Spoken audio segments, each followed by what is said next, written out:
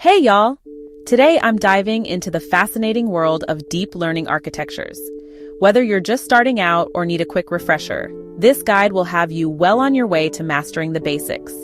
First up, convolutional neural networks or CNNs. These are your go-to for handling grid-like data like images and videos. Think of CNNs as multi-layered filters. They start by detecting simple features like edges and lines and progressively identify more complex patterns like shapes and objects. The main components?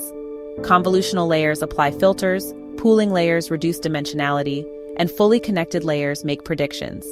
Next, we have recurrent neural networks, or RNNs. These are designed for sequential data, such as text and time series. What makes RNNs special is their memory of previous inputs, which is super useful for tasks like natural language processing and speech recognition. Moving on to generative adversarial networks, or GANs. This architecture consists of two networks, the generator and the discriminator. The generator creates new data, while the discriminator evaluates it. They train by competing against each other, leading to incredibly realistic generated data, like images and music. Now let's talk about transformers. These are based on attention mechanisms, which weigh the importance of different parts of the input data. Transformers excel in natural language processing tasks, such as translation and summarization. Finally, we have the encoder-decoder architectures.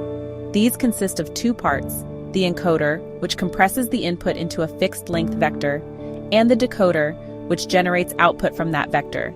They're widely used in applications like machine translation and text summarization. So there you have it, a quick introduction to 5 key deep learning architectures: CNNs, RNNs, GANs, transformers, and encoder-decoder architectures. Keep exploring and keep learning, and you'll be a deep learning pro in no time. Thanks for watching.